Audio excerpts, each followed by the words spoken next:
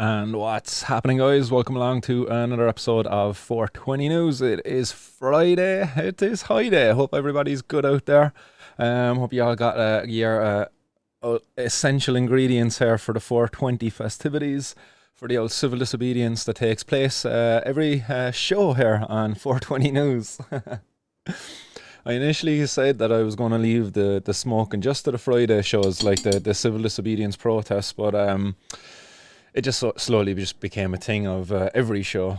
So it's always nice to partake in the old 420 festivities anyway. So yeah, we can't limit it to just Monday and Wednesday, or sorry, just limit it to Fridays. We'll have to do it on Mondays, Wednesdays, and Fridays too. So yes. Lovely herb here today that we're toking up. I've ran out of the bud supplied by King Crop 420, but I did happen to have something there from a buddy of mine, and I'll zoom in here just so you can get an old close up of this. Oh, look at that beautiful face there, but we'll block that out there now. 1 second, let me show you this. Yes, get her up nice and close there to the camera. Lovely purple bud. I don't know if you can see the colour in that out there, but you can see like a lovely purple colour. I believe this is, sorry, I keep going off screen there. I believe this is from Paradise Seeds, and it's called Tropical Poison. Very tasty, in fairness. I'll zoom back out there now again. Way. So yeah, very nice strain, in fairness. Like it's very tasty. I'm going to blaze up a bowl there now and taste some myself. But yeah, hope you're all packed up and ready. And gotta say, a nice one to me buddy who grew that. You know who you are. Excellent work, top quality flowers as always. So we blaze them on up, guys. 420. Get ready for a little bit of civil disobedience. Oh yes, I gotta change that chat box there from the other night actually, because Alexis made me change the color of the text. I just noticed there it's the same colour still, so we'll change that before we blaze one up. Hit it back to black. Yes, black on green looks a lot better. But nice one for all your comments coming in there already as well. Before we blaze this up, we'll see who's out there in the chat room, will we? If it will show me who's out there. Yes, Hype is out there. What's going on, Hype? I'm back to the Star Dog. Nice, lovely to hear, Hype. Yeah, I'm after losing the stream. I see Monsieur Fudge is out there, spot on 420, pre-rolling away happily. Nice, getting prepared for tomorrow, so Monsieur, great to hear, dude. Look forward to catching up with yourself there once you're down in Cork, and we can have a good old chat there as to what we're going to do tomorrow. Sean as well. Yo, Martin, what's going on out there, Sean? Yo.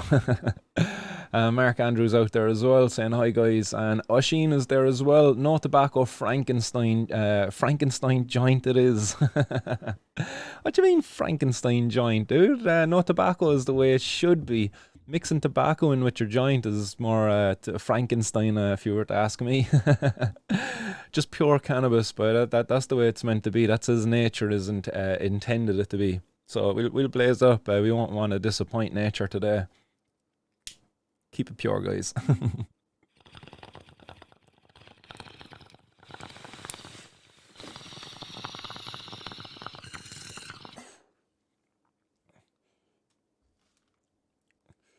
Lovely stuff.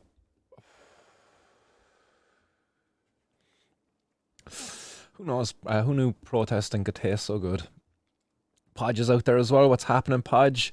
Saying to Hype how bad it's better than nothing. You're speaking from experience there, I'd say, Podge. Daily Talker as well is out there saying keep her lit.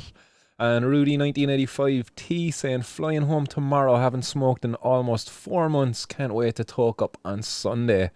Oh my god, you're going you're in for some treat, alright. 4 month tolerance break and get the spark up on Sunday. Just start slow anyway and go start slow, yeah. Go low, start slow. I can't remember how that went again. But yeah, definitely tolerance breaks are for real. So if you were not after consuming for 4 months, yeah, definitely take it handy tomorrow. Unless it is epic blazing that you want to receive, then go straight for it, like dive right in. It's certainly not dangerous anyway, no fears of overdosing on like some other drugs there.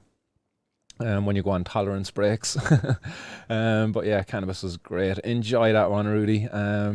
Rain and Rocks, what's going on, Rain and Rocks? Hey, all getting ready to hit Cork tomorrow. Yeah, nice. Good to hear. Look forward to seeing you down there, Rain and Rocks. And we got some killer prizes there as well in the raffle, so make sure you got your tickets there as well tomorrow. €2 a ticket, or 5 tickets for €5. Yeah, 5 tickets for €5 or €2 a ticket. Yeah, you know which ones you want to buy. Buy them in fives. Irish Hemp Harvest prepared so many treats for tomorrow. Nice, great to hear. I'll be hitting the kitchen later on myself, baking some brownies. Yes. John O'Regan says, don't forget the Kilkee crew. Of course not, definitely. Shout out to the Kilkee crew. What's going on up there in Kilkee? Hope John O'Regan and all his compadres are doing epically today. We've Marie McCloskey out there as well. What's going on, Marie? How are you doing? Hello. Blend is good for joints, like in the dam. There you go. There is healthier alternatives, alright, to tobacco when it comes to mixing with your cannabis. Again, for me, I think a great mix with your cannabis is the CBD flowers is one good mix. But you also have other ones out there. I can't remember the name of the other herbal alternative. But there was a few of them there as well. Was it Gringo? Gringo, I think, was another one that was out there. But yeah, there is a few alternatives. But really, you just can't bake going pure. Hit the vape or hitting a bong.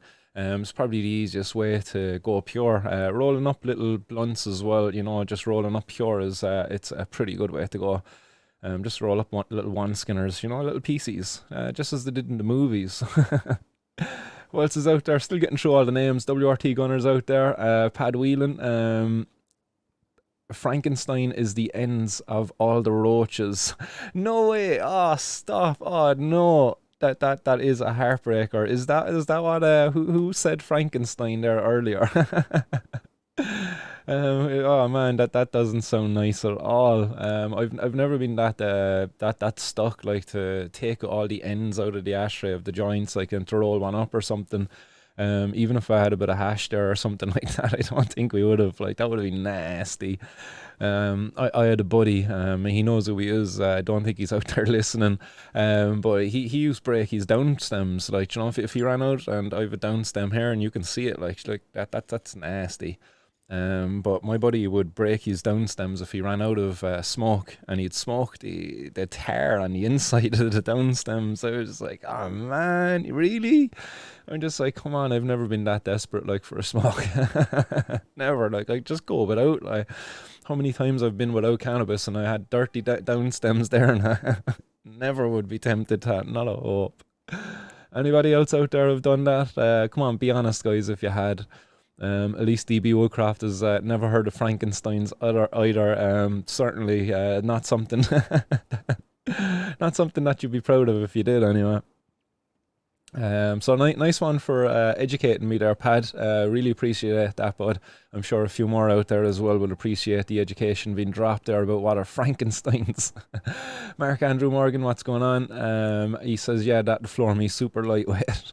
Cassidus Drogas, what's going on out there, Cassas? How you doing, bud? I'll be covering a story of yours there very shortly, so stay tuned for that, everyone.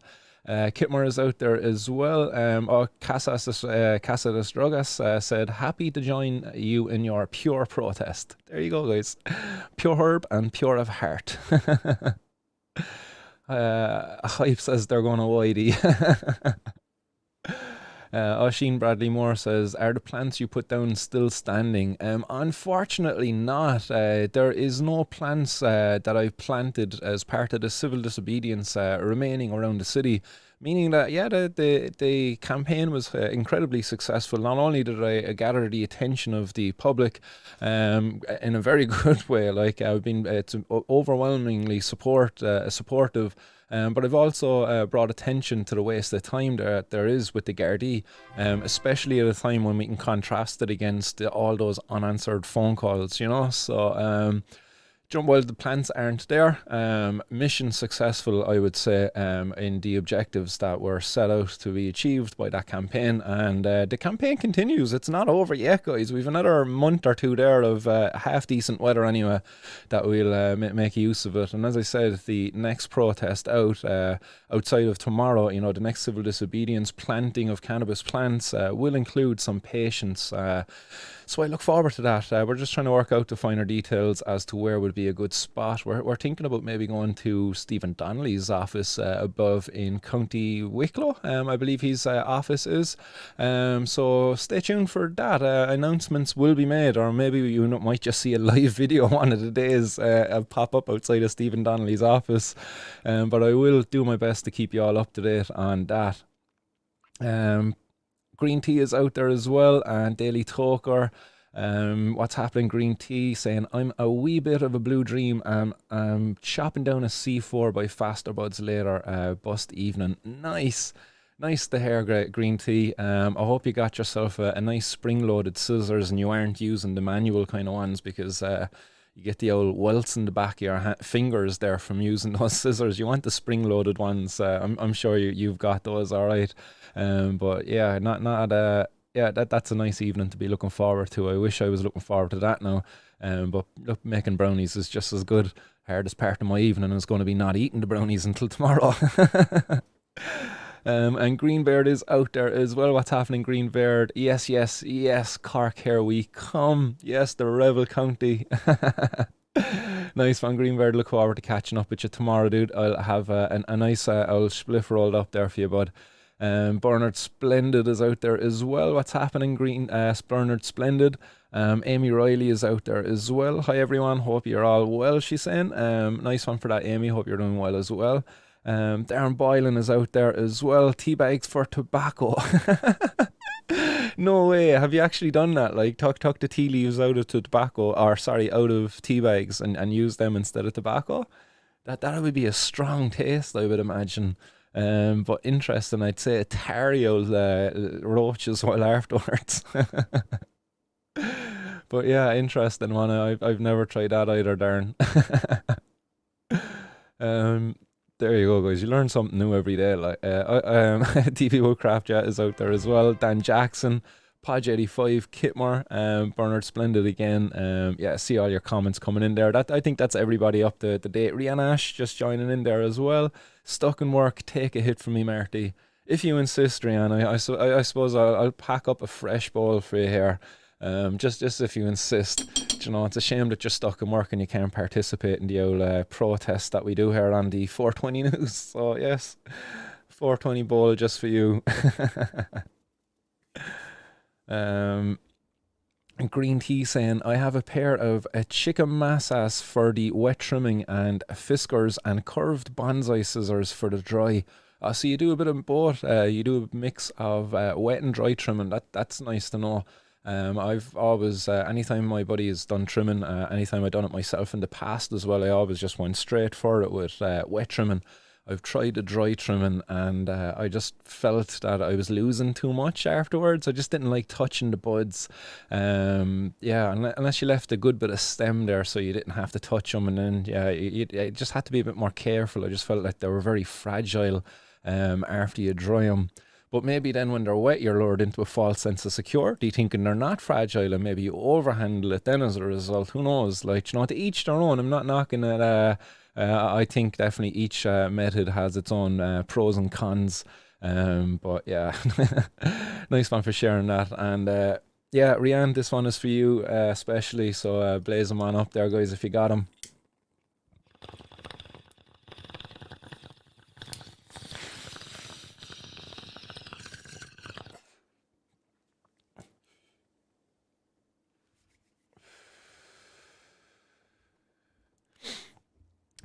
And I see Rianne will be protesting at 5:45, so don't worry, anyone.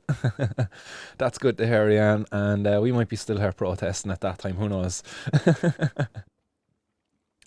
So guys, again, just before we drive on with the headlines today, just to remind you, tomorrow, guys, the big day for the picnic in the park for cannabis reform down here in Cork City. Again, probably goes without saying, guys, you all most likely have this in your calendar already, but really excited about it now tomorrow. Really looking forward to the opportunity to catching up with all you great people out there. Oh crap! I got the prize there from DB Woodcraft as well. I thought I had brought her up here to the studio with me to this evening, but I actually left it behind. So I don't have it here to flash up on screen, but I've shown it here in the past already. Big hand carved with a chainsaw. So it's really cool. It's a cannabis leaf made from a stump of I believe it's probably Irish wood as well, if I'm correct there, DB.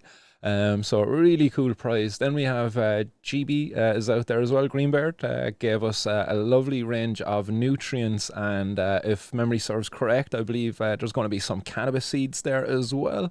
So a nice one for that GB.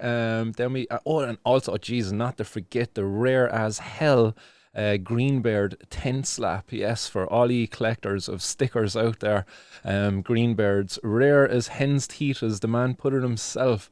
Tent slap, you'll be able to win that along with the nutrients as well there tomorrow, so epic prize. We also have a lovely little hamper put together by the Irish Hemp Harvest out there. We have another lovely hamper put together by R420 Supplies. So again, guys, make sure to follow both of those guys over there on the various social media outlets and check out their websites as well. So Irish Hemp Harvest and also R420 Supplies. Then also we have Deep Root Gardening gave us a €30 gift voucher for a lucky winner to go down and use in their indoor gardening shop to buy one of their many amazing products down there. They have all sorts of really cool stuff. Selections of nutrients, really cool cactus, yes, our really cool cacti. But yeah, really cool indoor plants down there as well. So yeah, really good prize to be won. And I believe also a Funky Skunk just earlier today got behind us, and I believe there might be a really cool blanket as well. So I know the Funky Skunk has some really cool psychedelic kind of clothing and artwork and stuff down there. So no doubt this blanket, if it's going to be a prize, it should be a prize. Let's see what happens. I wasn't updated before the show about it, Russell. No hard feelings there though, but yeah, I believe there is another prize there for that. I see a good question out there coming in from Charlie Charleston. Any decent parking nearby the site? UCC guys, they have a few parking lots nearby, so I don't know if their barriers will be up on a Sunday. But certainly there will be parking on street up around UCC. You might not get it right down next to the location because Fitzgerald's Park is up there, a very popular park with families and stuff, so parking can be a bit hit or miss down at the location. But go around UCC, there's lots of parking available around there. I do know there is one or two parking lots up there, but I don't know if they are going to be open on the day. But it's a Saturday as well, guys, so yeah, make sure if you are parking somewhere around there that you put up the pay and display yokies, you know, €2 there at a local shop. You'll get the parking disc, scratching the time and stuff like that. If you arrive at 2, you're good until 4. And to be honest, this Saturday at 4 o'clock, all the dudes will be going home. You probably won't have to go home or go up and update it either. So yeah, you will get parking around there. Just make sure you pop into a shop, get one of those €2 parking discs for Cork City, and you should be good then as well. Any other ones around the place that I can think of? Any good spots to park and walk? I suppose over towards Dennehy's Cross area, over by the Kingsley Hotel, that's not too far away as well, maybe about a 10-minute walk, so that's another good location to look for parking as well. Over around the Kingsley Hotel, stick that into your Google Maps. There is a little parking lot down there as well, and there's a few spots down there you'll be able to park too. I don't know if that's paid for or what, but you'll be able to find it down there. So hopefully that helps people out there arriving by car tomorrow. Otherwise, yeah, any other questions, I'll keep an eye out for them, and I'll try to watch your comments coming in today. What about park and ride? Park and ride is good as well, yeah. If you're driving up to the city, if you're coming in from the south side of the city, you have the Black Ash Park and Ride. You could park your car there. I don't know, is it like £5 or something like that, and you get the bus into the city. And then it's like it's about maybe a 15-20 minute walk from the city centre to the location, depending on how fast you walk. But really, what buses then get you there? 208, 208, the 201.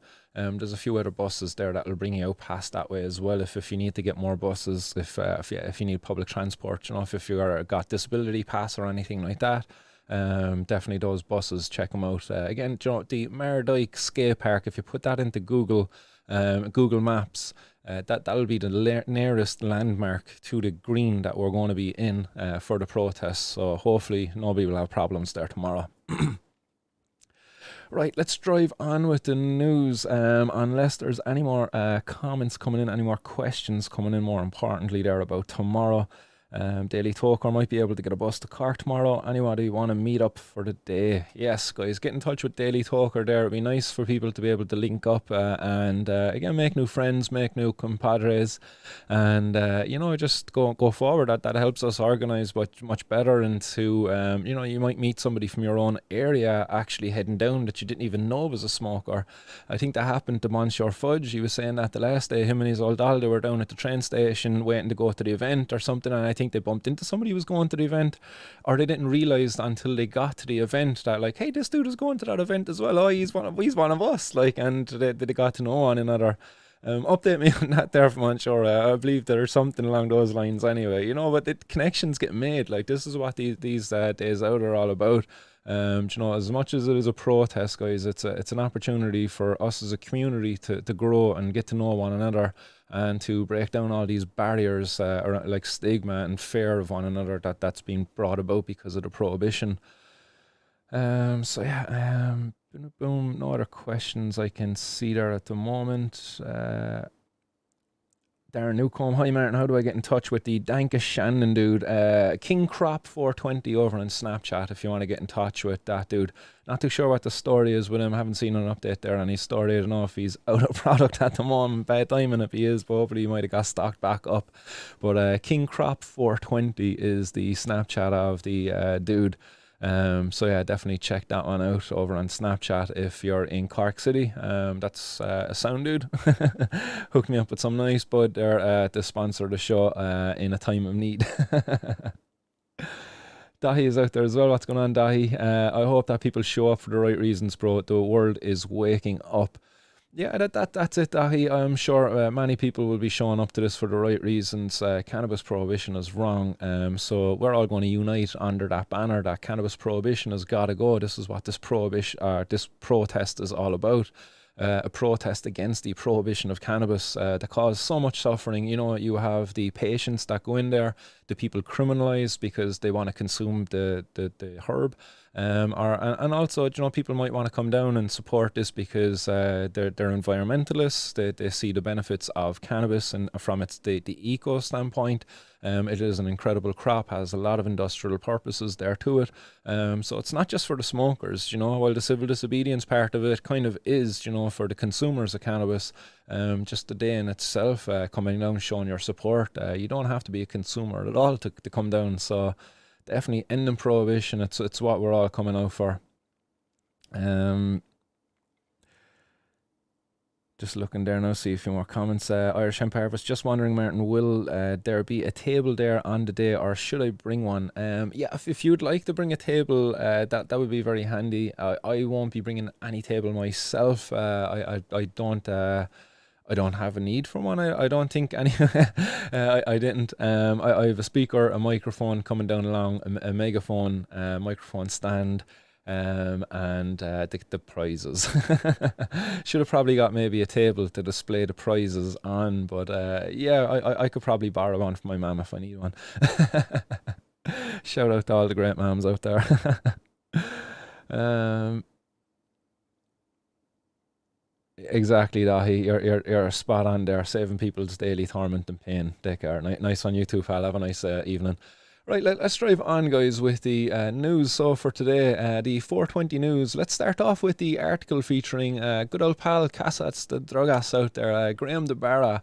This is an article that was originally written in, is it Danish, I believe? But it's been Google translated over there into English for myself. So there's probably a few little translation errors in this, but I'm just going to pop it up on screen there so you can actually see the article itself. So give me 1 second, I just get this popped up there on screen, because you might want to go over and find this yourselves to read it in its entirety. Boom, boom, boom. There we go, that's way too big though. Excellent editing this stuff on the fly. So the Avisen Danmark, that's the name of the paper that published the article, and the headline there, the translated headline of it anyway at least, is Pusher Paradise and the Limitations of the Portugal Reform. So I kind of corrected that a little bit there and changed it, as I said, made a few little corrections on that. And Pusher Paradise and the Limitations of Drug Decriminalisation in Portugal. I believe that would be more accurate translation of the the headline, as the other one made Portugal Reform, maybe Portugal Drug Reform. But anyhow. The article starts off very nicely, and it talks about people talk about selling cinnamon as heroin on the streets, oregano as cannabis, and that tourists are taking advantage of while the users are neglected, all because of the changes in the policy. It tells the story of three tourists from Denmark sitting around a restaurant table or a bar table as they're about to watch a match unfold, but they were after being ripped off. They were talking in Danish, so most of the Portuguese wouldn't have been aware of what they were saying, but obviously this journalist was aware of what they were saying. And they were talking about how they were ripped off for €300, and they were already very infuriated by this. One of them actually, striking his hand off the table and saying, hell. He says one of them this time not so quietly, and strikes his hand on the table, very angrily. And I definitely echoed that anger as well when I was in Portugal and I got ripped off. I was expecting to get some nice hash to have a little bit of a smoke on my 9-hour bloody layover in Lisbon, but unfortunately I got caught with the bay leaf extract, much like Casa de Strogas out there as well. And I've no shame in admitting it. I thought it was actually an opportunity. I was like, feck it, it was a small price to pay for an opportunity to highlight the failures of just decriminalisation alone, because as a tourist, when you arrive at the country, especially for a layover, Lisbon is a very busy airport. Many people probably get a layover there, and sure, drugs are decriminalised. Sure, it must be easy to get hash or weed out there. You go out and you think you can get it, and next dude fucking will just rip you off straight away.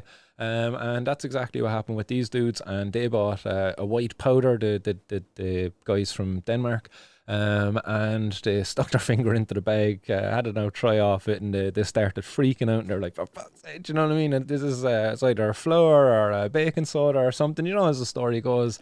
So another 100 quid down the drain, bringing their total loss of the trip to 400 quid, like the guys had lost. It's saying here at the start of the article, and then it gets into the piece with Casa de Strogas.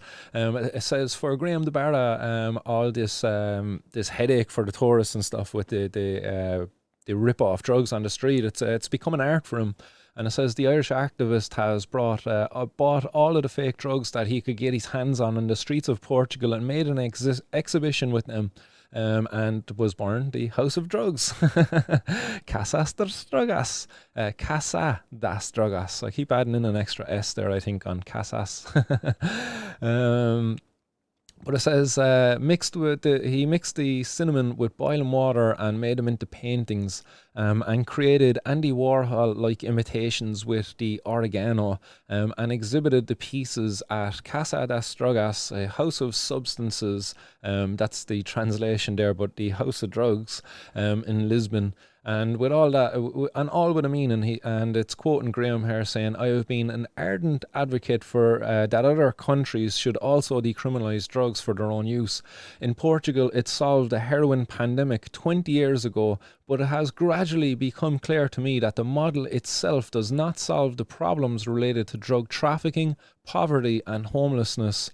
And Graham asks rhetorically, why are counterfeit alcohol? Why is counterfeit alcohol not sold in the street? Because it's not illegal. I'm not against decriminalisation, but I think we do need to do more on this. So a very nice contribution there from Graham de Barra. But the article goes on then to talk about how the black market perpetuates stigma. And that's a quote coming from the one of the CEO, I believe, actually, of the Circus. That's a quote by him there. But Americo Nave, pictured here. So Americo Nave, I'm just trying to look for his position there. He's the director of the NGO Cressor, and the Cressor helps drug users to obtain clean syringes, find housing, and get a job. And according to him, the next real step would be for the government to legalise cannabis. He says the black market, and I'll pop up his quote here just so you can all see this on screen as well. But he says the black market perpetuates the stigma and threat to the lives of drug addicts because they are not just addicted to drugs, they are also dependent on criminals and dangerous people. Again, highlighting the failure of prohibition and how the vulnerable people in our society are being failed time and time again by the policy makers. But again, decriminalisation allowed for the creation of Cressor. Without decriminalisation happening in Portugal, then the work of Cressor would not have been possible at all. So while decriminalisation has its shortcomings and it's not perfect, it has allowed for the creation of these harm reduction services that are reducing the harms caused by drugs. Again, showing that prohibition and criminalisation was never the answer for the problems caused by drugs in our society. And the real need is there, while Nave is quoted here saying that the government's next step is to legalise cannabis. And in fact, I would say Portugal needs to just go forward and legalise and regulate the access to whatever drugs it is that consumers need, and to be able to differentiate between people who need access to, if you're addicted to heroin or to opiate or other type of drugs, that you should be afforded an opportunity to go through a therapy, heroin assisted therapy, let's say, where you're given the heroin at the service in an effort to help you overcome whatever is fueling your addiction, because a lot of the time it's not just the substance use in itself. And people who've benefited from the services of Cressor include people like Gonzola. This is Gonzola pictured here on screen. But he's one of the people who would have been addicted to opiates, heroin, I believe he was addicted to, but he's 39 years of age. And it's Gonzalo Janeiro, Gonzalo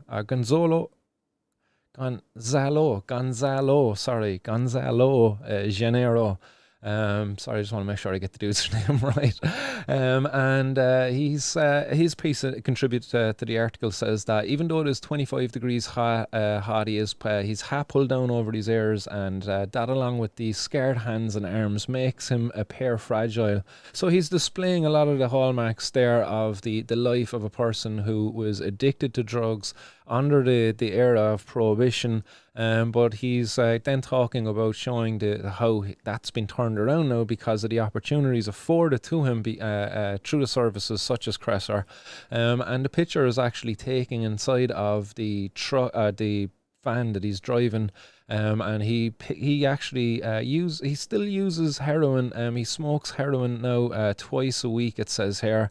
But he was heavily addicted to heroin back in the 90s. He first tried heroin at a music festival in the 90s in Spain.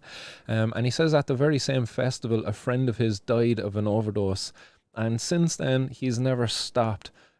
He says that his addiction was very bad, obviously, but thanks to the services such as Cressor now, he's got it under control. He's what you would call maybe a functioning drug addict, if that, I don't know, is that something he's labeling himself here later on in the article. But he says twice a week he still smokes heroin today.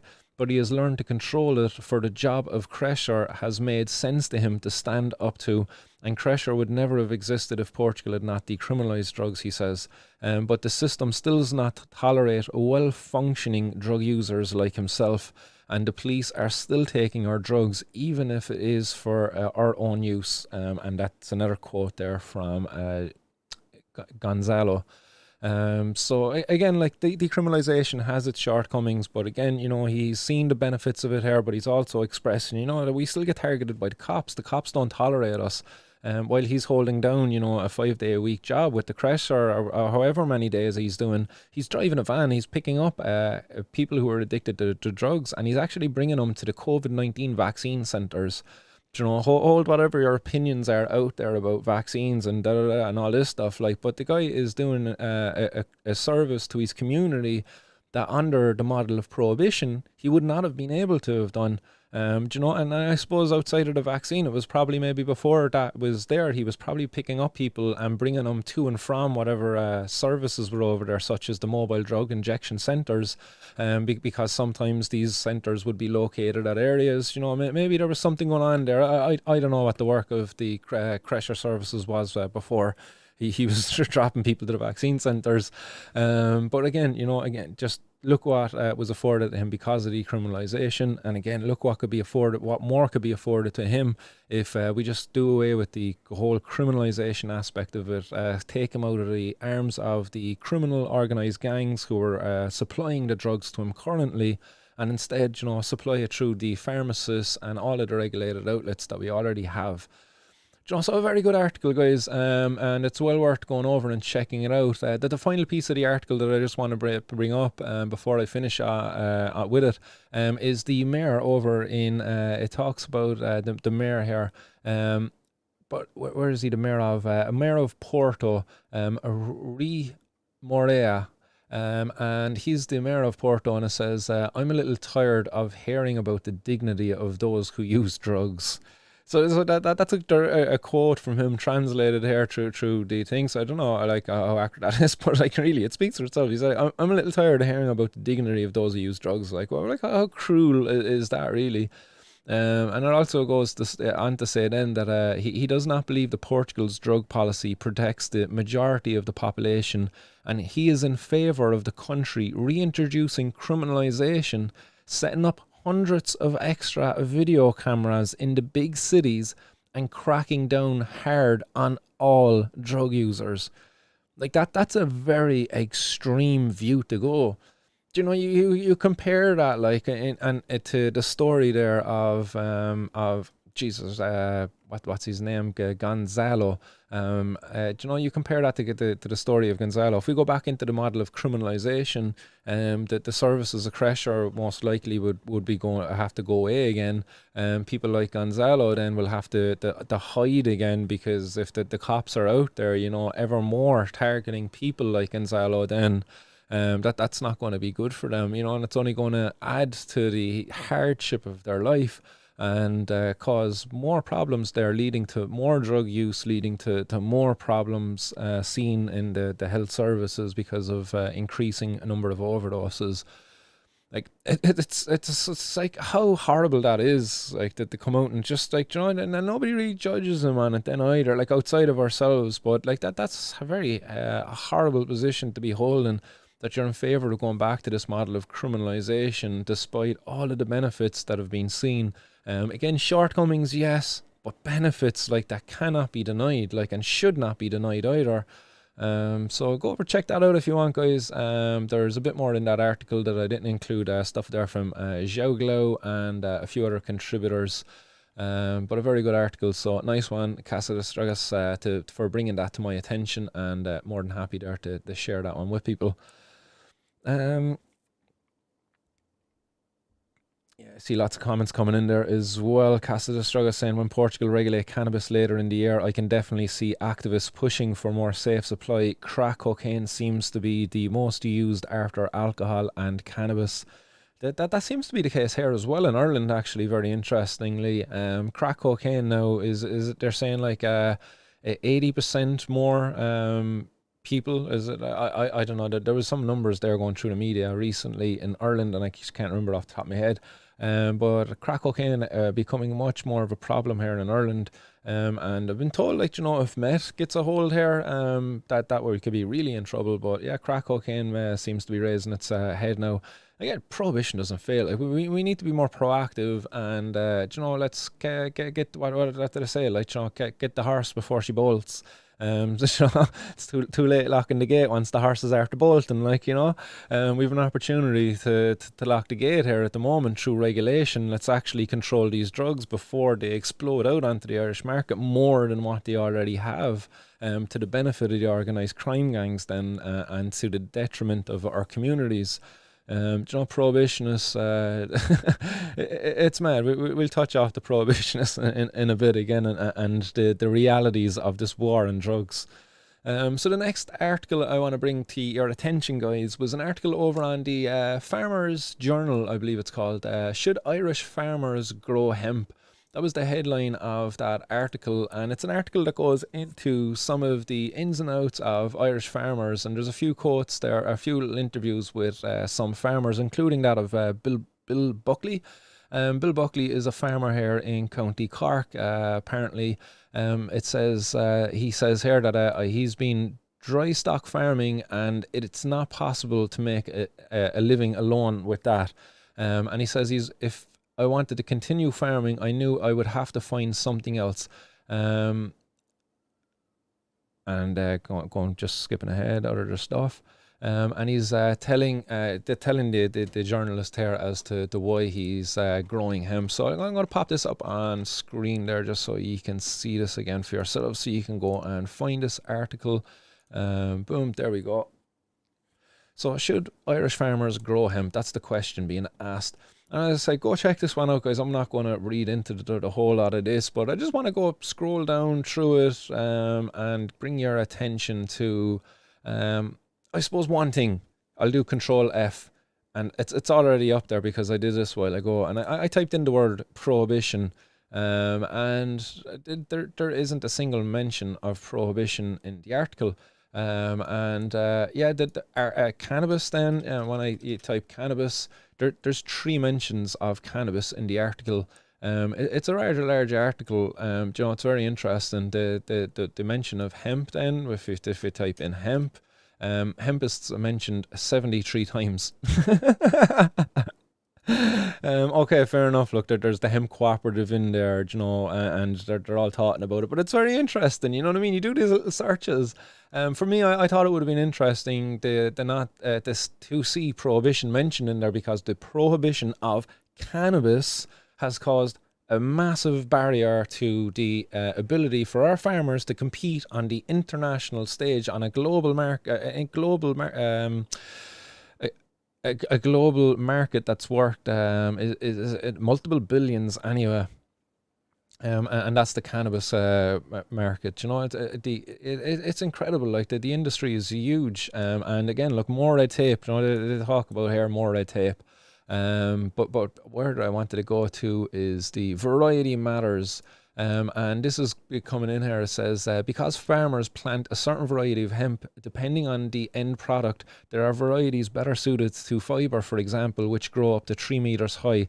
Certain seeds are preferred when growing hemp for CBD. Current regulations mean that Irish hemp farmers can only bring in seeds from the European seed database. Most of the hemp seeds in this database are better suited for fibre or seed production.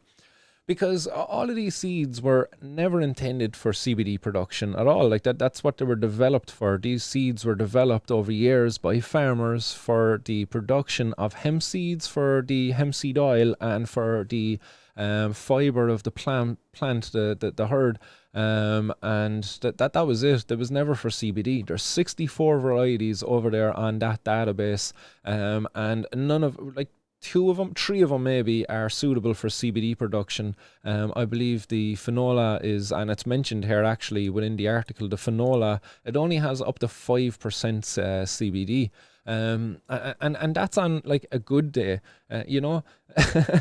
But they're making up bringing up an important thing here in this article. They say CBD is only made from female or feminized plants. If farmers could purchase entirely feminized hemp seed, which are mainly sold in North America, their earnings per crop would increase dramatically from €3,000 per acre to €20,000 per acre, and that's according to one of the farmers there from the hemp cooperative, Daniel. From Atlantic Wild Hemp, I believe is the name of the company Daniel's with. But he goes on to say there is one type of seed in the European seed database called Finola, which could be made feminized, and that's coming from Laura, also with the Atlantic Wild Hemp. And she goes on to say, but the person who owns the copyright hasn't feminized it, and we're not sure if that's because of restrictions or just a lack of demand. So again, there's big problems here. Why are farmers so restricted in their ability to grow hemp and to develop hemp crops that are more suited to the output that is desired for that crop if it's for CBD? Why are our farmers so restricted? Like this European seed database, it's incredibly outdated, and it's not reflective of the changing market there that came about. Hemp, when it was first controlled, it was because of this introduction of the narcotics thing through the UN. It basically gave the governments control over all hemp crops, all cannabis crops. Actually, geez, I know I'm using the H word, but it gave the government control over all of the cannabis that's sold and how it's grown and how the farmers grow it, and they come up with the seeds and all of this, and it's absolutely ridiculous. Switzerland were lucky enough.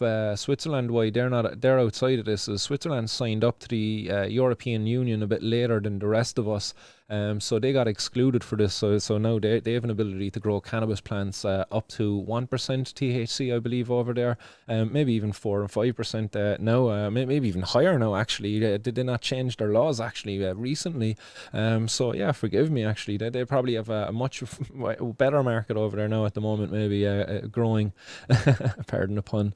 But yeah, she goes on to say then that the harvesting and processing afterwards, that the Irish hemp industry is still in its infancy and major developments are to be made. Since farmers first started growing hemp in the early 2010s, the largest problem has been the lack of processing and harvesting infrastructure.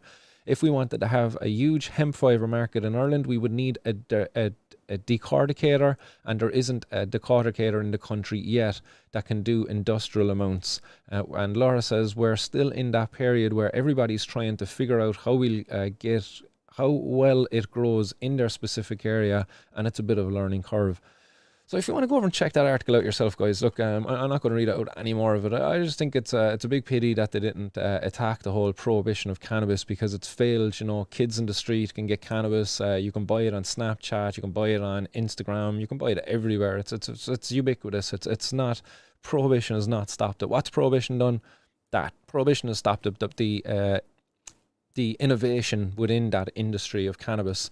You look at cars now. GB was talking about this the other night on High and Homegrown, about how cars now are incorporating hemp more into the interior of cars, and in order to make the offset the carbon footprint of the cars. It's all about the carbon economics there now at the moment, and hemp is a major cannabis is a major way to offset the carbon footprint of different products, because it's like a carbon negative product a lot of the times, if not carbon neutral at least.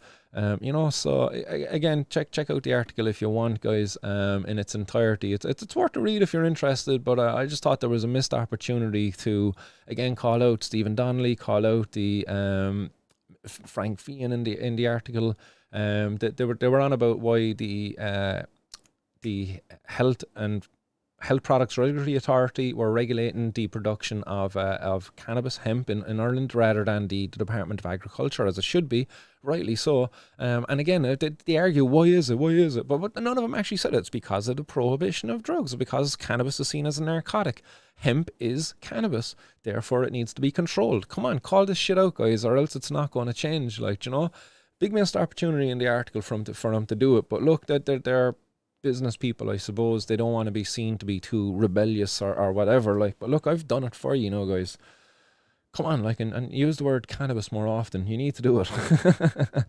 Hemp was intended for making clothes and stuff, and hemp was never about CBD. If you're calling your CBD made from the finest hemp in Ireland, like, so, and no offense, Irish hemp harvest, like, sorry, like, but honestly, like, you know, Irish cannabis harvest, maybe, like, change up the name there, Irish hemp harvest, like, it's probably available at the moment. We're loud and proud, like, you know, it is a cannabis plant, like, you know, oh, hemp is the cousin of cannabis. It is not the cousin of cannabis. Do you know what I mean? Like, that's such BS. Like, that is just BS. Like, I'm sorry. Like, I'm fed up of it. Like, so Irish hemp harvest.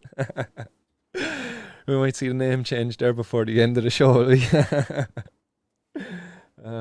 It'll probably cause problems, yeah, in business terms and banking and all of that. Like, but it is like it's the cannabis. Like, and yeah, even Facebook. Look, Facebook don't like cannabis as the word. Like, but this is a problem, guys, and we all need to unite around it because, again, you know, as I say, Saturday now, while it's a protest, and the consumption of cannabis is going to be the focal point of the protest.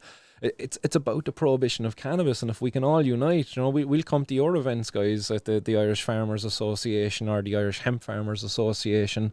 You know, we'll come and support your events too, but you need to call for the ending of this prohibition around cannabis because it's as much of a problem for us as it is for you. You know. And again, Irish Hemp Harvest. I mean, no offense there, dude. Yes, and I got a shout out to another Irish cannabis farmer, but this guy is over in the Sonoma Valley, I believe it is. Is that Napa Valley? I don't know, one of those valleys over there. Anyway, in Cali, Foxworthy. Yes, shout out to Foxworthy and Martin O'Brien. Nice one for the T-shirt. I have freaking FedEx chasing me for taxes on the delivery of it. It was a gift, FedEx. Come on, this is a gift. It wasn't a purchase. Irish Hemp Harvest saying, we looked into using the word cannabis, but you can only use the word when it refers to seeds. Interesting. Yeah, you see, like, I'm very interested, all right, in the technicalities of the use of the word cannabis because of the prohibition of it. Again, like, let's end this prohibition and let's call our businesses what they should be. It should be Irish cannabis harvest. Like, hemp is a technical term, an industrial term, really. It's not for CBD. It's not for what we are here for, really, is it? Like, I don't know any of you out there fighting for the legalization of cannabis so that you can make some fine ups or sales for your boats. Because that's what hemp was about. That's why the boys made sure that they had to grow it by law back in the was it the 1600s or 1700s over in America. That was the law. If you had a farm in America, you had to grow cannabis on it. That was the first law in America around cannabis. If you don't believe me, look it up. R420 Supplies says, people actually recoil when you say the word cannabis in public. It's crazy. It is crazy. Yeah, it is very funny, all right. I find it very interesting as well with my kids, you know, my older daughter and younger daughter. My younger daughter, all right, like, it's funny when she talks about it, like, because of the protests. I've been in the media recently, she's seen the pictures and stuff, and she's like, is that a cannabis plant? Is that a weed? To be funny enough. Both of them are well proud of me anyway, apparently. At least my older daughter is too. Apparently she shared it over on her social media account.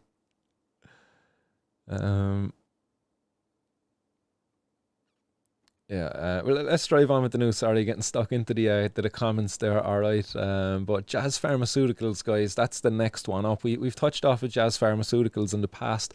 Jazz Pharmaceuticals, an Irish company, apparently, probably just set up here for tax purposes, obviously, because that's what fucking Ireland is at the moment. But Jazz Pharmaceuticals, they bought up, it was GW Pharmaceuticals, and I said $9 billion, but it was actually $7.2 billion, as if that really matters. Like, you know, it's fucking over $1 billion. It's like astronomical, so it's beyond my comprehension. But 7.2 billion that they bought this company for, GW Pharmaceuticals.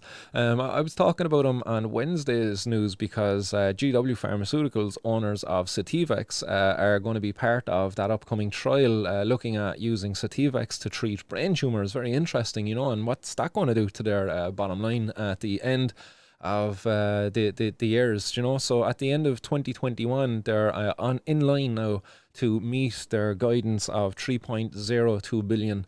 In this quarter alone, they are after bringing in 751.8 million. And Epidiolex, just that drug alone, brought in 109.5 million.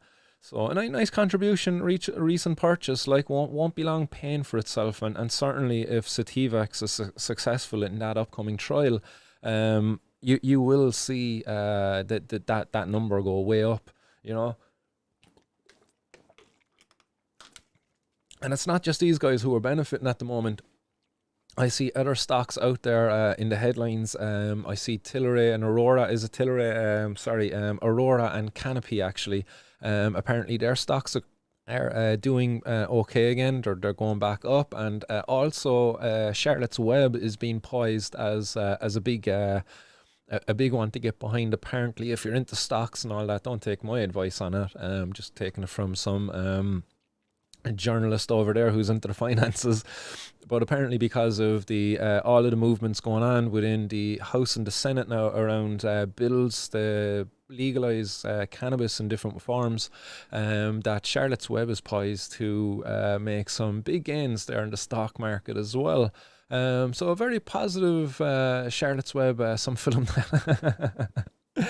Definitely positive news there in that, the use of cannabis, it's here to stay, guys. This is not going away, and Ireland is definitely going to see a changing of the law, and if we can all band together and just continue with a relentless campaign, we will definitely be successful in achieving our outcome, because people have the power.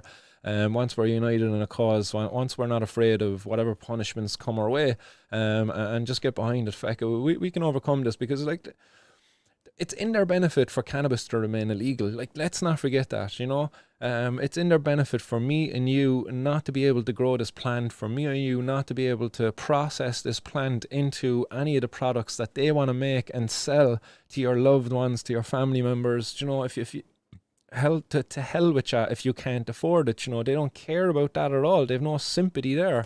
It's all about their bottom line, and keeping prohibition in place, limiting the access for me or you, is a benefit to their bottom line. So again, this is why it's ever more important for each and every one of us to come out of our closets, so many of you are, but call for the ending of this prohibition and to unite, and start from the bottom up. Let's form our little clubs, collectives. I've been saying it for ages. I hope people are doing it out there, uniting with one another, getting a little grow going, growing 4 plants at one buddy's house, another 4 plants at another buddy's house, mixing up the strains, then sharing amongst yourselves. Some guys getting the clones going, getting your own little clubs going, and just start stimulating your own thing in the community. Take the money out of it. We don't need money in this shit, enough money to sustain itself, but I don't want to be going around buying fucking Lamborghini yachts or anything, trying to be like Conor McGregor or anything. No way. I just want to see the end of the criminalization of this community, and for this plant to be free, for people to be able to explore it should they wish, to be able to grow it as they wish, because it's an amazing plant. It's a great gateway plant to gardening. Yes, that's what cannabis is. Any gardener out there who's growing cannabis says it's a very fun plant to actually grow and work with. I know a few gardeners out there in America who aren't even big consumers of cannabis, won't even smoke it that regularly, but they love growing it because it's such a lovely plant to grow. It looks really nice, it smells lovely, and yeah, they really enjoy it for those reasons, and many of them just grow it and give it to their buddies and stuff. Imagine being able to do that, just grow the weed, the cannabis plant, just for the sheer beauty of it, and then chop it down, harvest it, dry it, and be like, oh yeah, who wants some cannabis, guys? Just throw it up. I just harvest my cannabis plant there, guys. I'm not going to consume it. Anybody want it? There's no need for it to be as expensive as it is. And that's, you take a seed, and fucking, oh man, look at it, How much cannabis could you grow with that? How much could you do? Like, look at that. Shout out to Twisted and GB. But you know what I mean? You could grow like fucking a couple of years worth of cannabis with all of those seeds. Like, and those seeds, like, they cost nothing to produce, really. All you need is a space to do it. I heard your man Chris Luke yesterday talking about the amount of water being used for the growing of cannabis, but he's referring to poor farming practices, to poor agricultural practices. If you're anyway at all educated and follow sustainable practices, you know, regenerative practices, you can dramatically decrease the amount of water needed, and therefore, you know, have a more sustainable model of cannabis production. When you get into these massive monocrops that, again, Chris Luke was talking about yesterday, because of how it's been going in Canada and America, you know, you've got big companies, again, the companies I was just talking about there, you know, buying up big swaths of land, going out there, monocropping, don't give a shit about the effects that's having on the environment, aren't introducing maybe the best of agricultural practices to reduce the amount of water used. Again, it's like using cover crops. You use a cover crop, and that'll reduce the amount of water used in a crop like in an incredible amount, because it reduces the amount of evaporation that happens. You know what I mean? Yeah, Willie Twisted Seeds. But yeah, you know what I mean? Like, so Chris Luke's introducing a different argument into the argument against the legalization of cannabis, and he wasn't even arguing against it. In fact, he was just talking about the harms. He was like, I'm not going to put it in here, like, I'm not against the legalization of cannabis. I think he said something like that. He goes, I'm not a prohibitionist. Like, you know, so I think Chris Luke is, in other words, a supporter of the campaign. And he was just coming on to kind of just remind people, yeah, cannabis is harmful. But again, I wasn't saying it wasn't. I just wanted to talk about the medical benefits of it. And it's interesting, you know what I mean? Why wasn't, like, say, Vera Toomey's daughter's consultant not ringing into the radio to say, hey, yeah, I'm the consultant of a patient. He didn't even have to identify the patient. A patient who receives medical cannabis, and it's doing wonders for them, you know? Probably because the consultants aren't even seeing them. And that's coming from, like Vera was saying, that there's very little follow-up with Ava from the medical professionals here in Ireland. You know, that they're not really documenting how cannabis is benefiting their daughter. So it's like, oh, well, now you have it, go on away there now and be quiet, you know, don't bother us. Almost, like, you know, I'm going to try and get her on the podcast there and follow up with an interview. I've tried to line her up once or twice in the past, but because of different things with our kids and stuff, it just didn't work out. But I'd like to get her on and maybe follow up a little bit more and get her own insight there into that.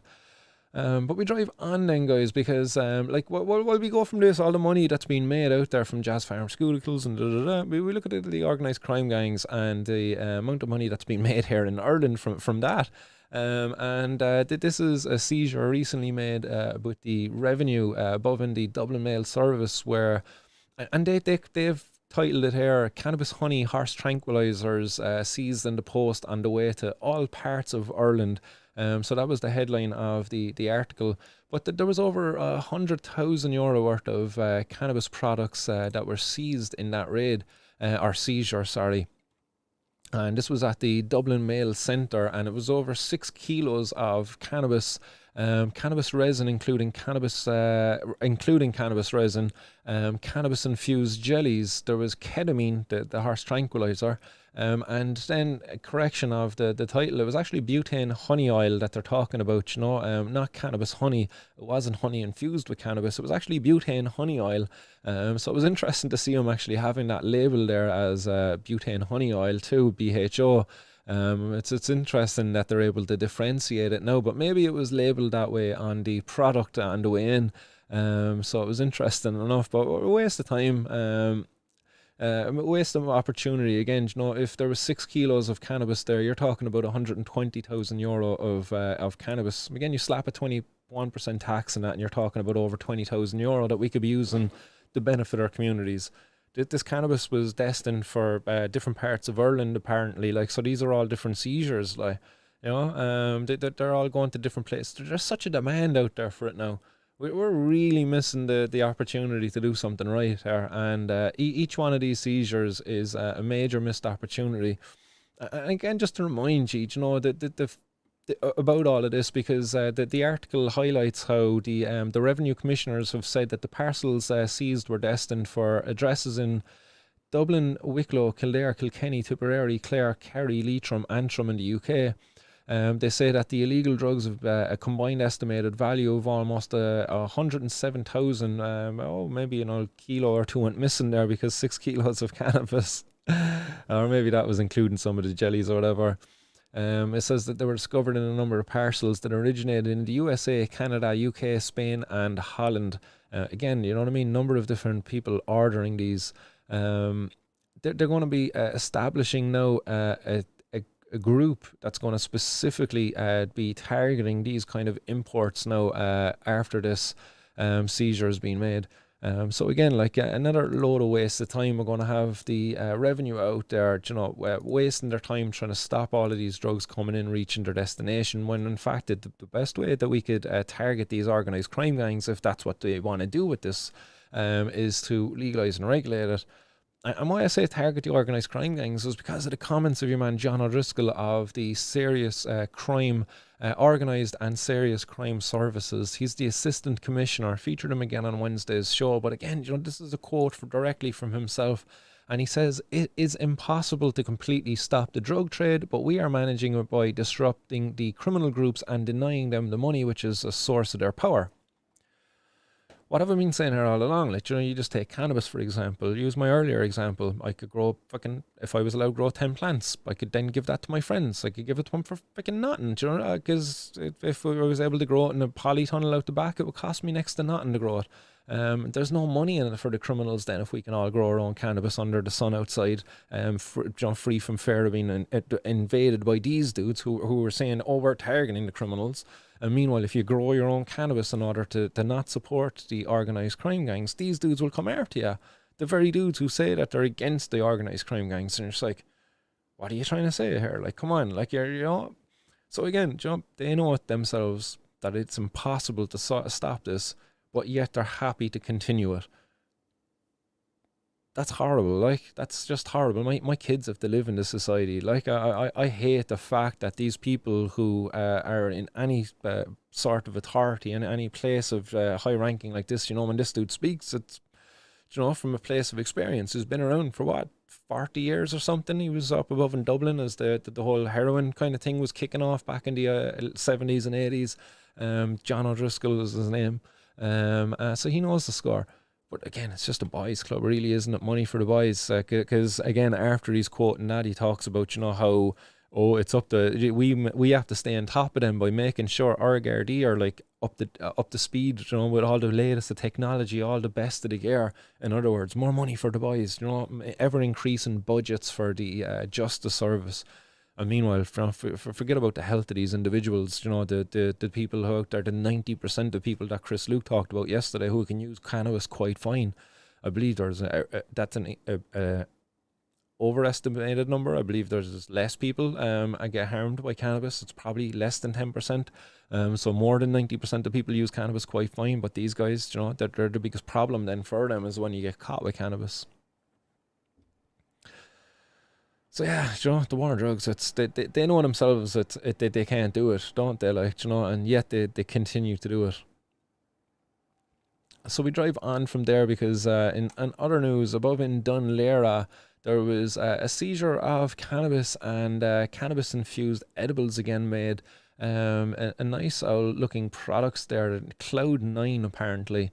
And then these ones are the lean, or the syrups. I'm not too sure what they're called. I've never really tried them. Not too big into the sugar myself, and those things are fucking loaded with sugar. That's for sure. But this was a seizure that was made above in Dun Laoghaire, and it says here that the Dun Laoghaire Divisional Drugs Unit carried out a search under warrant on the 29th of July, and cannabis herbs, jellies and syrup and CBD were all seized with an estimated value in excess of €7,000. CBD as well, that's an interesting inclusion there. They said that one man was arrested and has since been released without charge.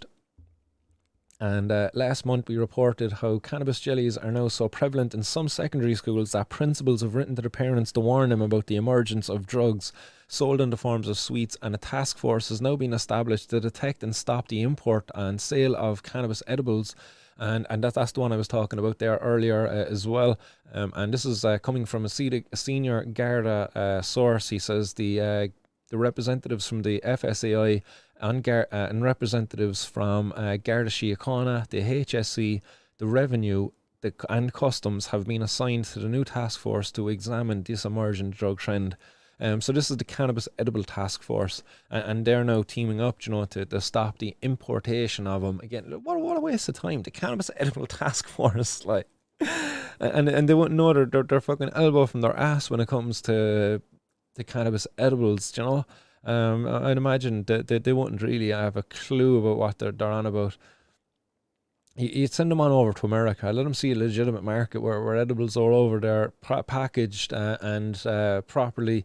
Obviously I don't agree with some of the colours and how close it is to some of the kids' sweets and stuff like that. I do think there needs to be better controls of the product packaging, maybe plain packaging for cannabis edibles. I would agree with plain packaging, brown paper envelopes, something like that, a brown mylar pack or something. But plain packaging, just with warnings, simple letters on it, simple type font on it, like, and nothing too fancy, because all the magic's inside, really. Like, do you know what I mean? You don't need to have all this marketing on the outside. It should be about the quality of the product on the inside, really.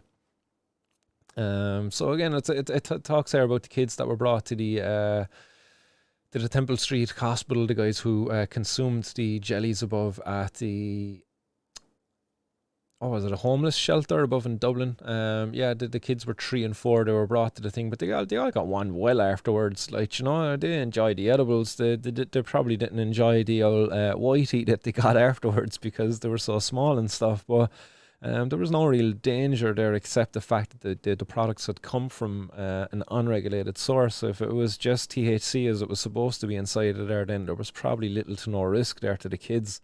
There's no known deaths of THC out there, even in America, where cannabis is widely available across all America now. There's no kids after dying of THC. If there was, you'd have heard about it by now. All of the prohibitionists would be shouting it from the rooftops, but no, there hasn't. It says here then that revenue officials have said to have seized cannabis products in between 2019 and 2020.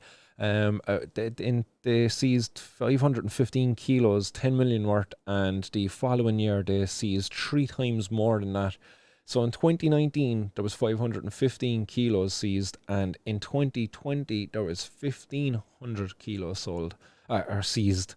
Crazy, like, and that's only a small fraction of what actually gets into the country. Tons of the stuff, like hundreds of tons, like. If not thousands of tons. Mad, like. Serious, there's a serious desire there for this product in Ireland. There definitely is. And the benefits were denying the people here in Ireland, not only the farmers, but all of the other small store owners that could pop up as a result of it. All of the indoor gardening shops that are currently here at the moment, I would imagine there'll be many more of them. And that's certainly going to be the case over in Virginia. And that's the next story that we have up here today, is that the garden stores over in Virginia are swamped by would-be cannabis growers.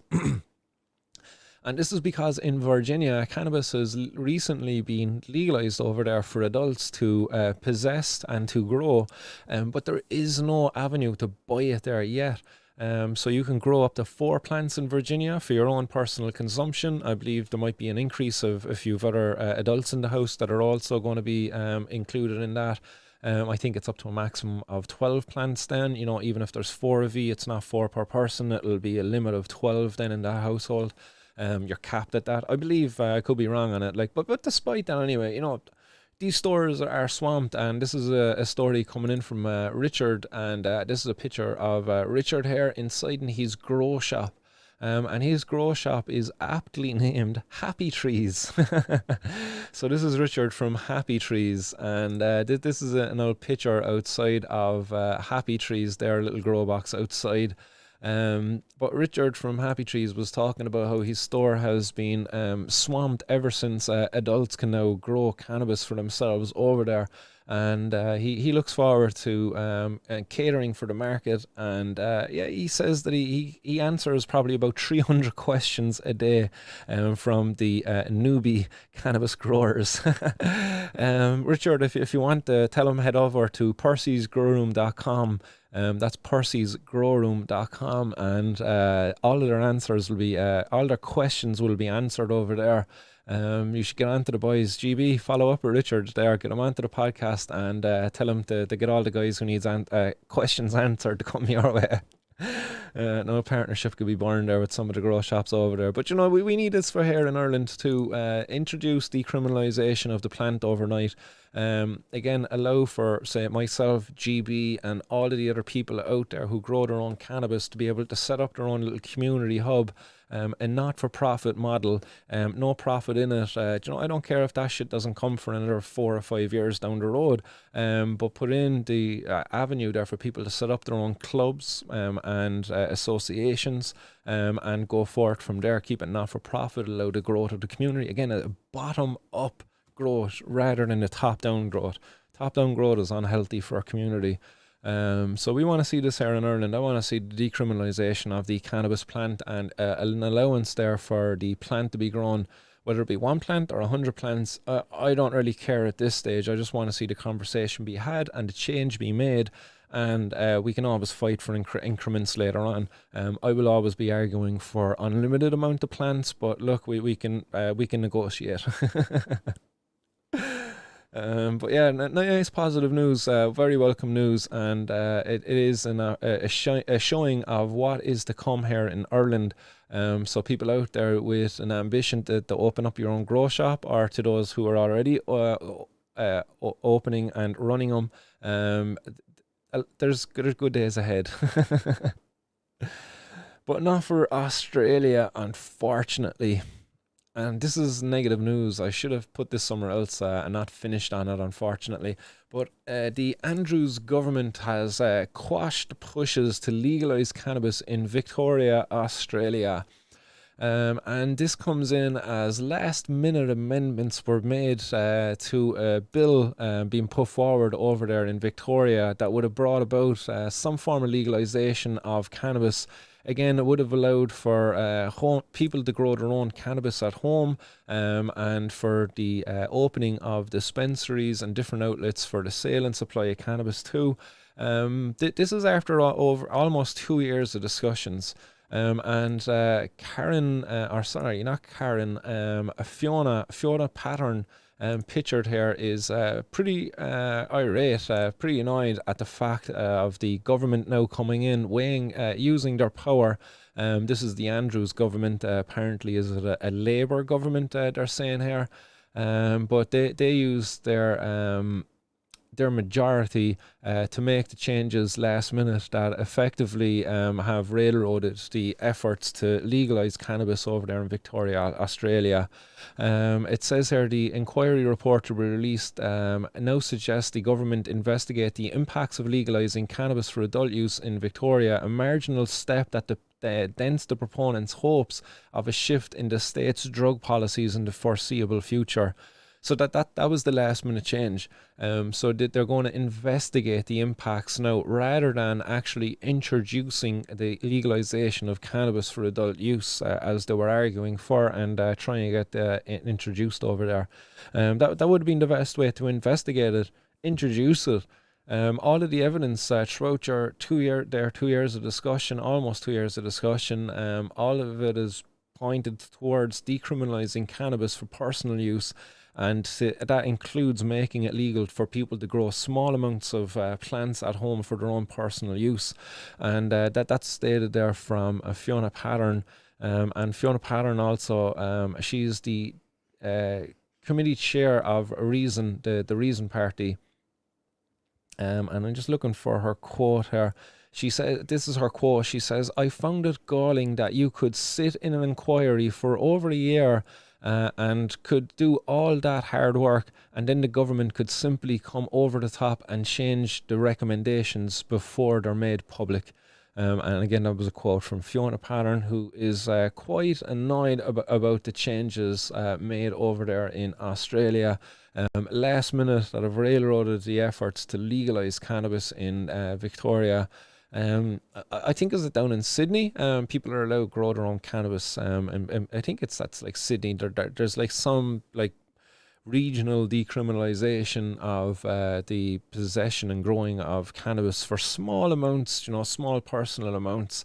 But unfortunately, in Victoria, no, you're not going to see the introduction of legalisation. So yeah, that's today's 420 news, guys. Again, look, there is positive in that actually. In the in the Australia story, because. And apologies there, somebody ringing me. That's all good. In Australia, there is definitely growing support there for change. Unfortunately, the government in power, much like Ireland as well, the government in power are not in favour of introducing the changes. And that's what we need, and I see people commenting out there at the moment about the upcoming bill of Gino Kenny. Again, guys, I think really if we were to see the support of Gino Kenny's bill, that comes down to us. As much as it is Gino and whatever, but really it's up to us to put pressure on the government right now and how much we're willing to commit to get the support of that bill. If the government want to amend it, I'm sure Gino will be open to amendments as long as they're reasonable. But if it comes down to Canberra, yeah, nice one, GB. Nice one for clarifying that in Australia. Canberra, the capital, they can grow plants. That's in Australia. Nice one for that. Not Sydney. Yeah, nice one. Appreciate that. I always mix up Sydney as the capital. Is Canberra is actually the capital, isn't it? Yeah, nice one for that, GB. But again, just to go back to the point that I was making, that look, Gino Kenny's bill is, as much as you mightn't have faith in the government supporting like people before profit or whatever, this is an opportunity for the government to bring about change. And if they see that the people want it, if the people are out there fighting hard for it in a peaceful, again, a mass civil disobedience protest, that's what I see that's needed. Again, a committed group of us just going down together to a local Garda station on a daily, maybe even an hourly basis, just going in, presenting with a little bit of CBD flower, with a small little sprouted cannabis plant, even with a little bit of THC flower if we can afford it. But a sprinkle is all that's needed, like. And a couple of us go in and say, look, that's all of ours. We all own this, but here you go. Look, do your job now, guard. And they have to do their job. That's the irony of it. They have to do their job. Let's use that against them, guys. So if you want to see Gino Kenny's bill get supported, if you want to see that change here in Ireland, you can't blame people before profit. You can't blame Gino Kenny. It's down to us. It's down to the people, guys, and how committed we are to get this change. Gino Kenny is just a vessel for us to see the change happen through, because unfortunately none of the other politicians have engaged with us at all, and none of them, even the Green Party, as much as they said supported, they've never engaged with us really, except recently through the Citizens Assembly thing. But again, don't fall for that. Like these guys have betrayed us once in the past, they'll betray us again.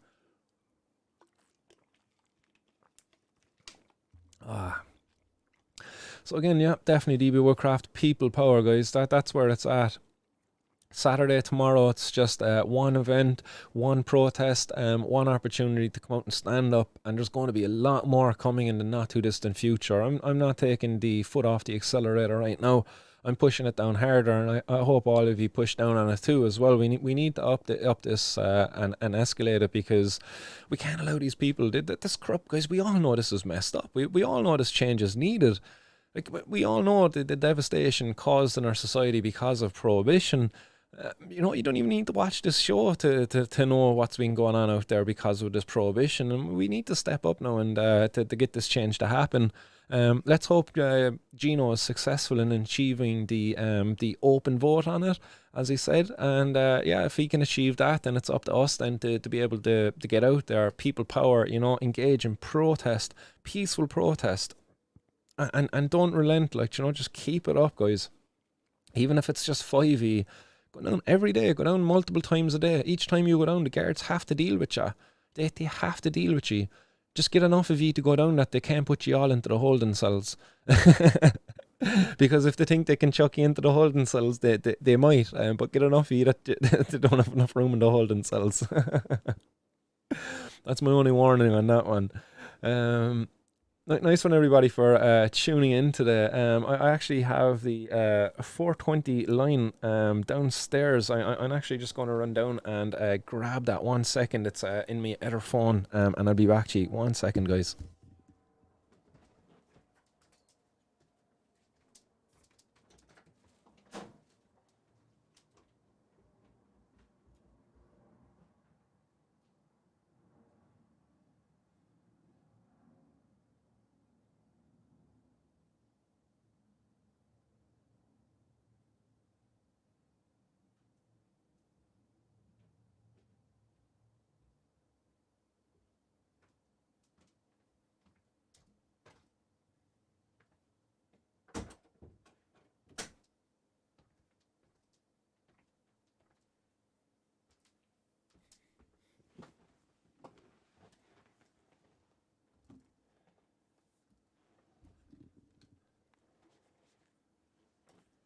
Boom, back everywhere.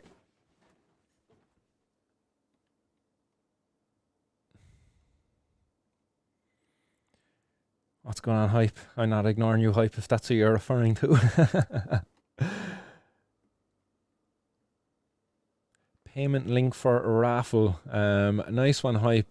Payment link for raffle. Are you not going to be able to make it down, Hype? Pop me an email, martinsworldpodcast@gmail.com, and I'll be able to accommodate people's requests. If you want to enter that raffle, just send me an email to martinsworld@gmail.com, and I'll accommodate your requests there to get raffle tickets through that, guys. €2 a ticket, €5 for 5. I believe I'll be able to sort it out through PayPal or one or two other means. I'll get a Revolut up and running there as well in a few minutes, and have that as an option for people as well. And yeah, definitely, GB. I think the boys are having a stream tonight. No, definitely. I'd say they would. Sorry, I should have linked this up. Why isn't it linking? Press this there.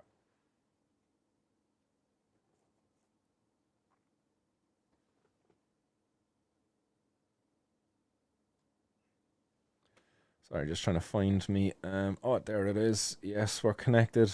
So I'll pop the number up on screen, guys. I got like 20 minutes. 20 minutes, and we'll have to say goodbye then. So there is the number, guys. I believe we're connected. Yes. Hopefully it all goes through loud and clear to everybody. Boom, boom. Turn that down. So call away, guys, if you want to have an old chat, if you want to share any views, opinions, any expressions there from the show. If I missed your comments earlier, if you want to follow up, give me a call, send me a text. Yeah, definitely. I can only see so far back into the comments as well, so I miss all your comments from the earlier one. But yeah, you all know this by now. Oh, there we go. We have our first caller. Hello, welcome to Martin's World.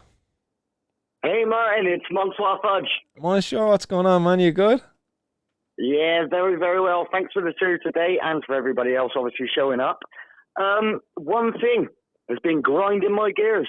What is that? Kate, I believe her name was. Yeah, Katie. The stigma, the controversy, the stereotypical view. It's, you know, I'm about to wear a tuxedo and tails down to the event tomorrow. You're going to wear a tuxedo, yeah? I believe so, because obviously she thinks that everybody there just wears, you know, baggy trousers, sits there like Cheech and Chong. I think that's where she's got it from, to be honest with you. Baggy trousers are nice and comfy. That's why I wear them, and because I'm just a very active guy. Yeah. Has nothing to do with cannabis.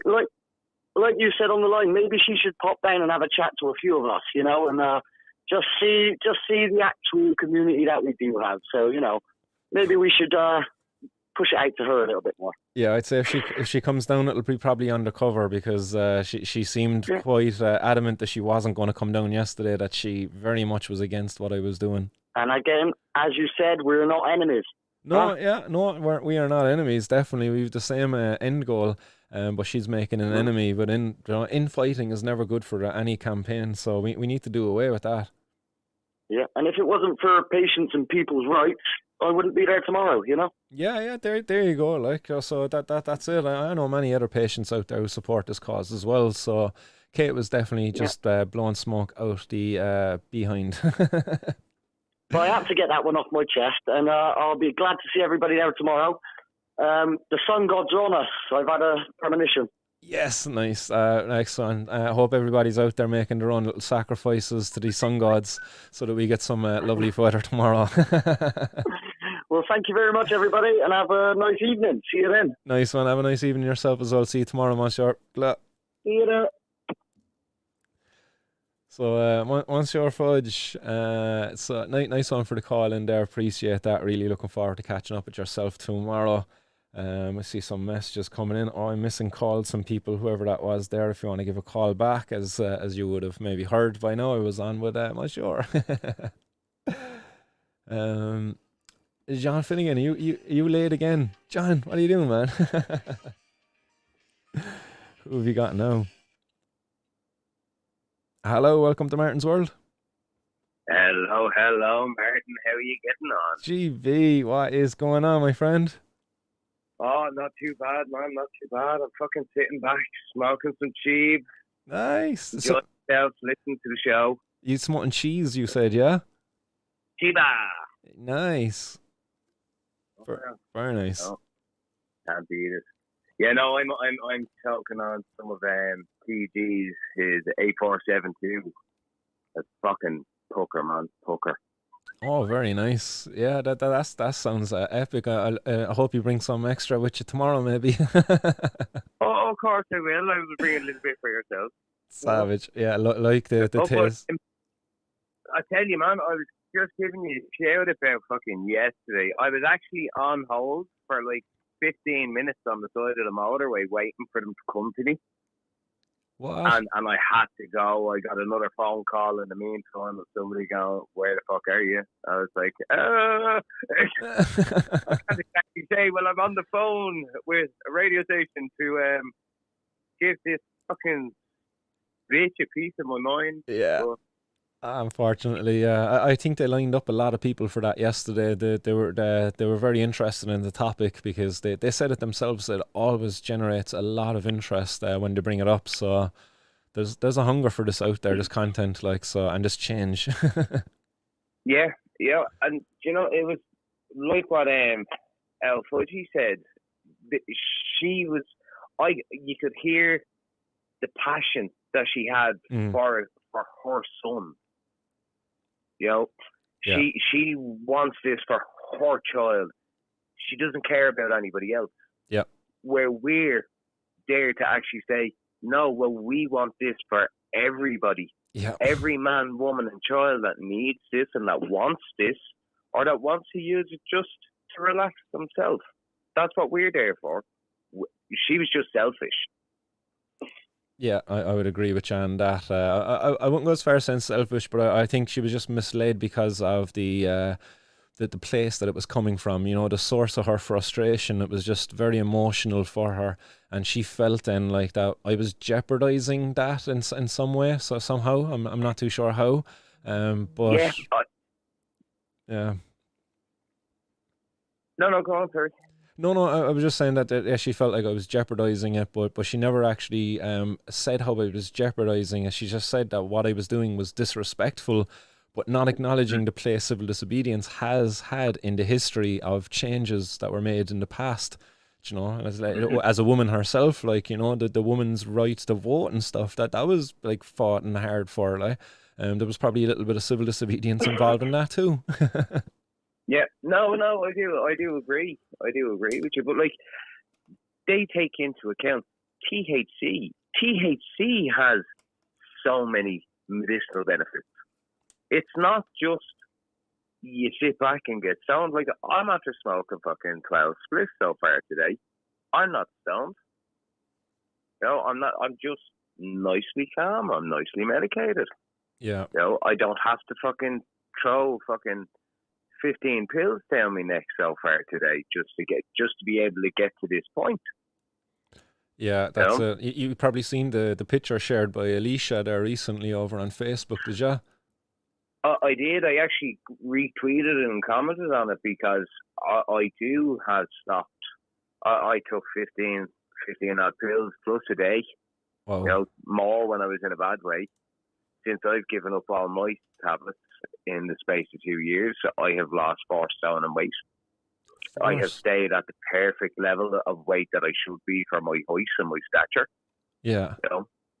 I'm in the best of physical health that I've been in fucking years, in the last fucking 20 years of my life, since my back started going bad, Yeah, that's so for me, I'm a walking billboard for somebody to say cannabis will cure what ails you, and it hasn't got bad side effects like growing bitch tits, having mood swings, Yeah, that definitely, like, and even that, like, the body image is it's an important one, like, that not to overlook, because as a person who might be suffering with a condition, and then to see your body like misformed like that, it's just like you would almost feel the blame for it, like, and you'd cover yourself up, and that's very hurtful, to have this false image of yourself, and it's brought about then because of these drugs that they would rather have you on instead of the herbal alternative, cannabis.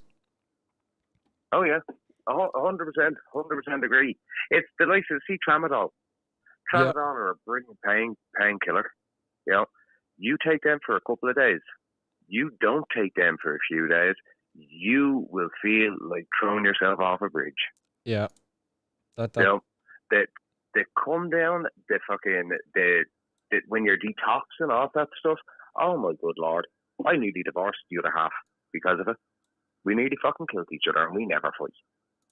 Jeez, yeah. And that's because of the tramadol and all the painkillers. When I decided, right, that's it, I'm going to stop these. And then when I get a really bad flare up and I have to take them, I have an unmerciful couple of days afterwards. Yeah. Well, that's the important. I say to myself, is it worth it? That's the important thing with these drugs, I suppose. Like, while you don't need them every day, that you still have access to them, and they're more effective than if you use them in that light. When you're supplementing with cannabis, when you're using cannabis on the daily, and that's a lot less harmful to the body. And when you have this serious flare up, then it's like, feck it, I'm going to have to take the tramadol or whatever else it is. And using it in that once every blue moon, whenever you might need it, that's a lot less harmful on the body.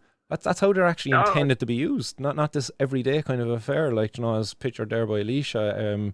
That's a crazy recommendation for a patient to be having to go through.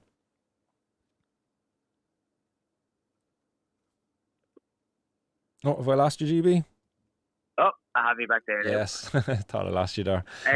But yeah, no, I agree with you completely. I will be there anyway tomorrow. Excellent. I think I am making my way down with Kenny. Oh, very nice.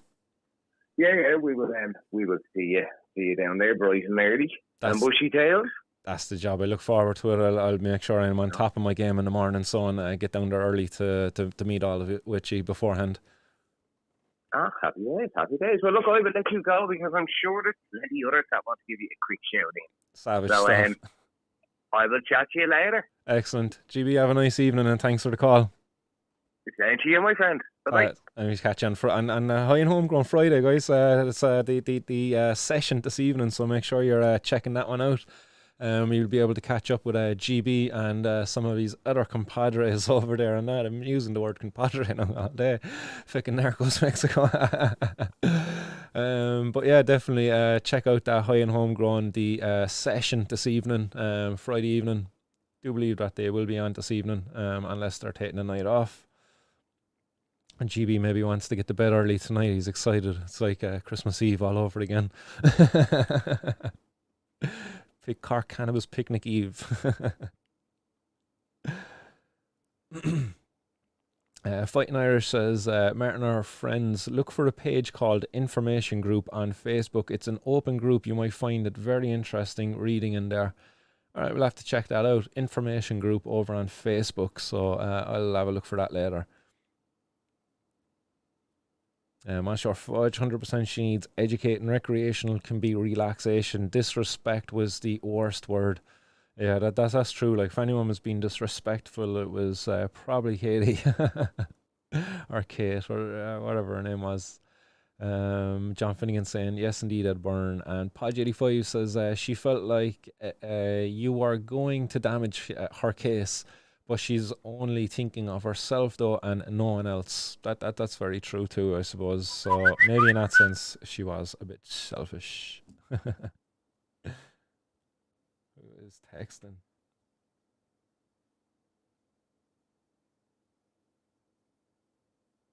Your donations on you derailed the train before it left the station. I don't know who texted that in anyway. Somebody from over in England, I'd say, but looking at the area code, it says your donation on you derailed the train before it left the station.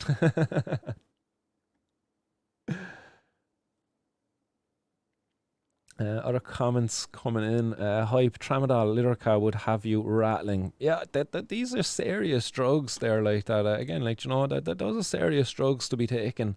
Pregabalin, tramadol, plexia, amitriptyline.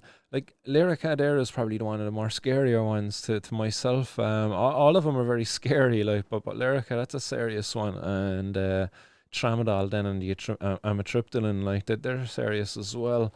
But hardcore drugs versus cannabis, you know, like, which one do you want as a patient, and should you not be given the right to choose? It's like, hey doctor, I've got such and such an issue. He's like, right, I can prescribe you Panadol, Tramadol, Pregabalin, Plexia, and amitriptyline, or I could give you some cannabis. Which would you prefer? I know what I would be choosing. Irish Hemp Harvest saying here, when cannabis is legalized globally, the opiate industry will be looked at like the smoking industry is now. Quite possibly, that's very true. All right, that's an interesting observation to make there. It'd be interesting to see if that comes to fruition. You know, if the opiate industry was to be looked at like the smoking industry, you know, because for all along we'd all these ads, you know, especially in America, they've had those ads. But yeah, it'll be interesting to see if that change comes about. It certainly is the case over in America that patients are opting for cannabis as a pain management tool over opiate-based drugs. Is it like over 60% of patients in some states have switched over to cannabis as a pain management tool? Do you know? Casa de Struga saying Santa used to be green. He's still green for me. And Cass is also saying there that image by Alicia is so powerful. It is. It's an incredibly powerful photo. Hence why I left it up on screen there for a little while longer. It's it says things much better than what I can. Just that picture alone, you know, it paints 1,000 words. I believe that's kind of how I reshared it. And the inaction of the Irish government there, it's fucking despicable. Right, other comments coming in there, guys. And I'm gonna have to bounce out there in a couple of seconds, so I'm gonna have to close the hotline now. Sorry, guys. It was a pleasure chatting with you, though, but the hotline is closed. Turn off that sound just in case any other calls come through. But John Finnegan saying everybody have a peaceful, enjoyable, blissful, wonderful day tomorrow. John can't make it, unfortunately, but he will be keeping an eye out for live streams, so take lots of pics and he shall share the feck out of them. Heartbreaker to hear we won't be able to bump elbows tomorrow, John, and you know, do all of that fun stuff. But there'll be other events, there'll be other opportunities, and hopefully maybe you might get organising something above in your own area, and we'll get up there and do all of that fun stuff with yourself above there too. Dr. Pisces, just tuning in now, was prescribed pregabalin, asked the doctor about herbal alternatives, and he instantly went on a rant about how there's no proof that cannabis products help anxiety. Despite the countless patients out there that say that it helps their anxiety and pain. Oh man, these bloody doctors here at the moment, when will they catch up? Podge much catch the bus in a bit to the city. Nice one. I look forward to catching up with you as well in the city there later on, lads. John O'Regan says, Jesus, my internet connection is dying. Can anyone say a prayer to Jah or something? Offer up a prayer there for John. And Greenbeard, yeah, join us tonight, guys, 9 p.m. on the following channel. That's the High and Homegrown, guys. So make sure you get behind them. The session tonight, that's at 9 o'clock over on YouTube. Irish Hemp Harvest as well says we have some prizes up on Instagram if you want to see. Nice, guys. Go over there to Instagram. Check out the prizes from Irish Hemp Harvest. So it's over on their Instagram. So check them out. And Mark Andrew Morgan says, great show and thanks, Martin and crew. And Malcolm says, shoulder sore vaccine. Podge85 says, High and Homegrown at 9 p.m. Nice. Good to hear people will be joining us over there too. So right, guys, I'm going to love you and leave you because my phone is buzzing. It could be something important. So I'll be back at the all-important time of 4:20 on Monday, but I will have some live streams of the festivities tomorrow, guys. So keep an eye out for them as well around 4:20 on the Martin's World YouTube and Twitch and stuff like that. So guys, stay blazed out there, keep her lit, and stay safe. Much love. Peace.